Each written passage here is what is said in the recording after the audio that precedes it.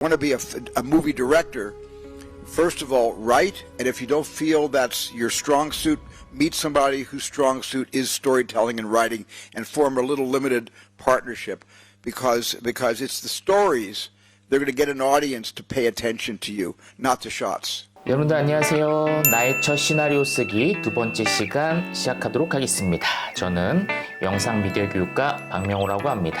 오늘은 지난주에 이어서 캐릭터에 대한 이야기를 살펴보도록 하겠습니다. 흔히 스토리를 구성하는 가장 큰 두 가지 요소를 이야기하자고 하면은 캐릭터랑 플롯이죠. 플롯이란 단어는 우리가 이제 다음 시간에 살펴볼 거고, 오늘은 캐릭터에 대한 이야기를 해보도록 하겠습니다. 우리가 일반적으로 인생 영화다라고 꼽는 영화를 보면 공통적으로 인물이 기억되는 경우가 많죠. 그래서 오늘 배울 내용이 굉장히 중요한 내용이라고 할 수 있겠습니다. 이 원이 스토리라고 한다면 이 스토리를 구성하는 가장 큰 중요한 두 가지 요소가 캐릭터, 플롯이라고 보시면 되겠습니다. 물론 이 두 가지는 분리되어 있지 않고 서로 유기적으로 이제 연결이 되어 있죠. 하지만 공부할 때는 좀 분리해서 공부하는 게 아무래도 편하다 보니까 이렇게 임의적으로 분리를 해보겠습니다. 오늘은 이 영화 속 캐릭터를 어떻게 하면 좀 더 공감되는 인물로, 어떻게 하면 관객들에게 좀 더 호감을 주는 그런 캐릭터로 구축할 수 있을지에 대한 이야기를 살펴보도록 하겠습니다. 첫 번째는 나약함입니다. 완벽한 인물은 사람들에게 공감을 주기가 어렵죠. 그래서 뭔가 약점이 있고 때로는 어리석은 행동도 하는 그런 인물에게 우리는 공감하고 호감을 갖게 됩니다. 그래서 나약함이야말로 스토리텔링의 핵심이다 라고까지 말할 수가 있겠습니다. 예를 한번 들어볼까요? 많은 사람들이 인생 영화로 꼽는 월터의 상상은 현실이 된다. 한번 볼까요? 월터. 그래서 이 영화의 초반부를 보면 월터를 어떤 식으로 소개하냐면 멋있게 등장하는 게 아니라 조그만 방구석에서 온라인으로 한 여인에게 이제 친구 신청 하나 하는데도 엄청 머뭇거리고 막 고민하는 그런 찌질한 모습을 보여줍니다. 그래서 이 인물이 얼마나 나약한지를 이제 초반에 보여주죠. 그리고 그는 주로 정해진 틀 안에서 벗어나 본 적이 없는 그런 꽉 막힌 그런 인물이라는 것을 또 초반에 보여주고, 그의 유일한 일탈은 이제 상상이죠. 그렇다고 해서 영화의 주인공이 나약하기만 해서는 안 되겠죠.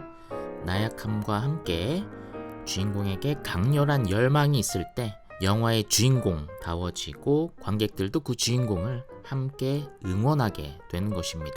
가령 월터의 상상은 현실이 된다 해서 주인공 월터는 초반에는 나약한 한 인물의 모습을 보여주지만 그가 잃어버린 사진을 찾아서 여행을 떠날 때 굉장히 큰 의지와 열망을 보여주죠. 위험이 가득한 곳으로 여행을 떠날 때에도 그가 의지를 굽히지 않는 그런 강렬한 열망을 보여주게 됩니다. 그 다음에 영화 초반에 인물에게 더 호감을 갖게 만드는 두 번째 방법은 인간적인 면을 보여주라입니다. 나약함이랑 좀 유사할 수도 있지만 조금 다른 카테고리로 잡아보았습니다. 왜냐하면 주인공이 이제 마동석 같은 인물일 수도 있기 때문이죠. 마동석 같은 인물이 등장했는데 나약하게 묘사할 수는 없잖아요. 그럴 때는 이제 인간적인 면을 보여주면 관객들이 그 인물에게 더 호감을 갖게 되더라라는 것입니다. 그래서 마동석 배우를 가장 스타로 만들어 주었던 범죄도시 1편을 한번 예로 들어볼까요? 그 영화도 시나리오가 굉장히 좋은데 마동석 배우가 처음에 어떻게 등장했는지 떠올려 보시면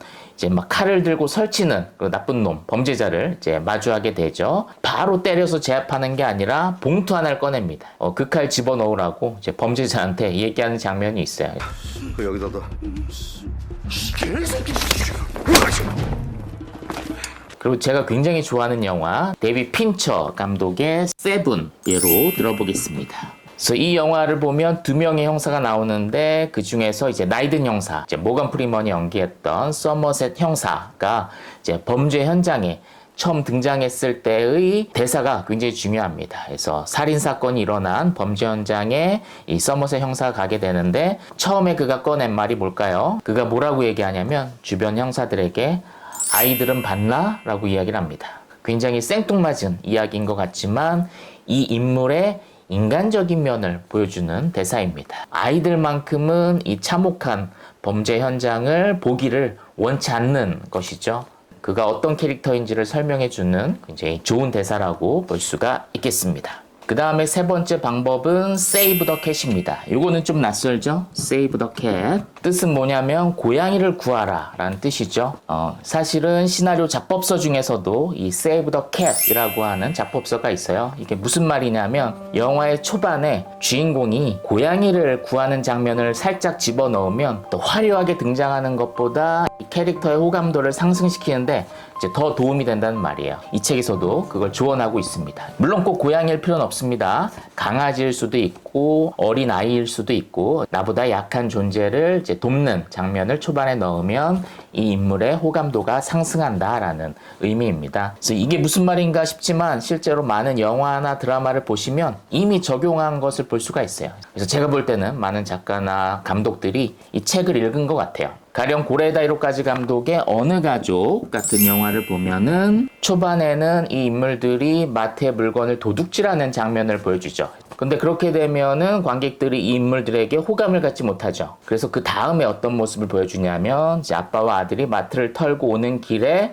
그때 무엇을 발견하냐면 이제 추위에 떨고 있는 한 어린 소녀를 발견합니다. 그래서 아빠와 아들이 이 아이를 불쌍하게 여기고 집으로 데려가죠. 따뜻한 집에서 맛있는 것도 먹이고 또 농담도 주고받으면서 또 웃게 만들어주는 그런 역할을 해줍니다. 그래서 이 가족이 좀도둑 가족이지만 마냥 악하진 않은 선한 면을 가진 인물이라는 것을 그렇게 초반에 보여주는 것이죠. 그리고 흥행은 못했지만 최근에 본 헐리우드 영화 중에 아가일이라고 하는 영화를 보면은 그 주인공이 영화 내내 고양이를 보호합니다. 그러면 이제 관객들이 그 주인공 인물에게 더 호감을 갖게 되는 것이죠. 그래서 많은 영화에서 요 Save the Cat이라고 하는 기술이 쓰이고 있다라고 보시면 되겠습니다. 지난주에 3막 구조에 대한 이야기를 했는데 그 중에 1막에서 어떻게 하면 주인공을 좀 더 호감 있게 매력 있는 인물로 소개할 수 있는가에 대해서 오늘 살펴보았습니다.